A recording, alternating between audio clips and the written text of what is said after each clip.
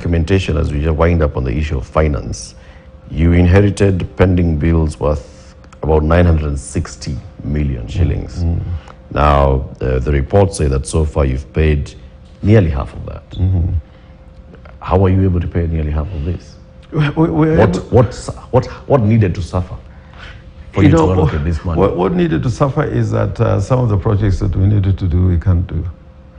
Because that is coming out of development money. And we are paying for jobs which should have been done with money allocated last financial year.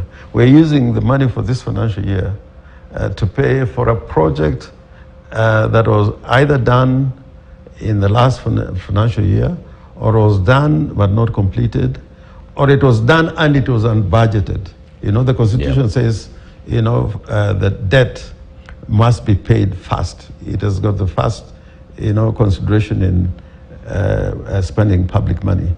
So long as, somewhere in the system, somebody signed the papers, there was an award and so on, you may find actually you're paying for a project which was never budgeted for, and if it was budgeted, probably it was never done. So it is lost 2, 3 times, 4 times over. But we said, it's better to put the county in a good financial footing, even if you missed to carry out certain vital economic projects. But if you are in a good financial system or footing, you're so much the better. I remember one of the greatest things that Bill Clinton did is that he took over a government which was in debt, and because of management and vision and having a proper blueprint and paying debt and in the end doing things the right way. When he left office, he left a lot of surplus money in the system. Now, we are not in that comfortable situation.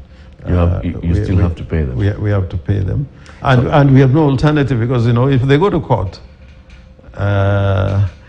they get summary judgments, and there'll be penalties, and then you have to pay it. Some, for example, one of the things that people have been accusing me for not doing in CIA, I had a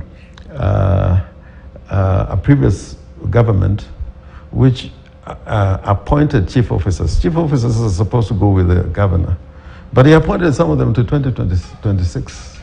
Some have their contracts running into 2026. I should form a new government with my own chief officers.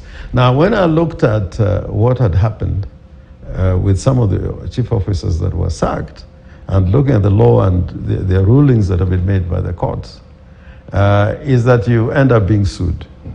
And if you're sued by 20, 30 people, you translate to an average of 8 to 10 million shillings. You could be paying just because of a breach of contract. You could end up paying 100, 200 million to somebody who is not working, and somebody else who is earning. So one has got to tread extremely carefully in order to protect, as the Constitution requires of us, to manage public resources in a prudent manner. So when they're accusing you, they are basically saying that you are not